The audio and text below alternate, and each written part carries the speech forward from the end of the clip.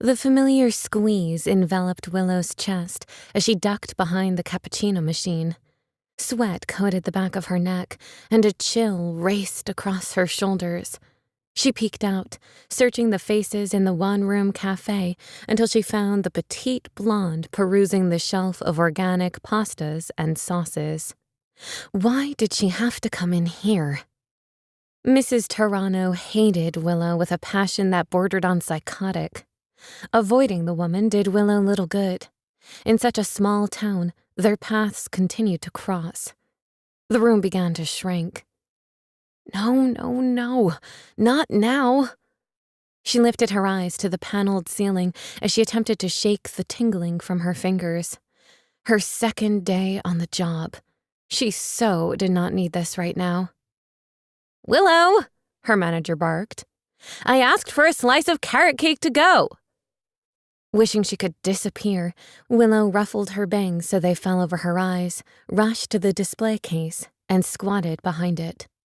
Her arms shook as she slid the spatula under an icing-coated wedge, and she barely managed to wrangle the cake into a plastic container before she heard the voice like nails on a chalkboard. "Margaret!" Mrs. Tarano snapped. "I thought you had better judgment." Reluctantly, Willow stood and met pale blue eyes, the same shade as the woman's late son, Daniel's, lined with a road map of red. Mrs. Tarano had been drinking again. "I refuse to be served by the girlfriend of a murderer!" A hard silence descended on the room, every set of eyes darting between Willow and the poor woman who'd lost her son, which, by default, made Willow the villain. She longed to defend herself, to yell that she'd had nothing to do with Daniel's death, that she'd never been Ashton's girlfriend. But she knew from experience that denial wouldn't help. The woman would only insist that Willow admit Ashton's guilt, demand that Willow denounce the only true friend she'd ever had. And Willow would walk away without saying a word, as always. "Claire, Willow's manager sputtered, her face flushing a deep red. "There's no excuse, Margaret. If she works here—" Claire Tarano pointed a trembling finger at Willow's head. "Then you've lost my business, which includes catering the annual art fundraiser and the Sleepy Hollow Ball."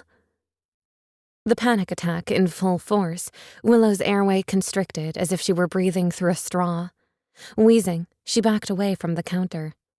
Margaret glanced over her shoulder. "Willow, take a break. Now!" Gladly. Willow spun on her heel and ran through the kitchen and out the side door to the shaded patio. She could feel people staring holes in her back, but she didn't care. She fell into a chair and searched for her focus color. Directly across from her, above a sign advertising the CC Cafe, she found a sky blue flag with a peace symbol in the center. It would have to do. Gasping for breath, she concentrated on the blue fabric and blocked everything out. The loud chewing of the woman beside her, the scrape of iron chairs against cobblestone, the mumble of voices. "Inhale through your nose. 1, 2, 3. Fall into the blue. Exhale through your lips." After 3 repetitions, the fog in her brain began to clear, but the pain in her chest persisted. Her shrink had given her a panic script, phrases to talk herself down. Unfortunately, it only worked when she said it aloud. "Here goes nothing."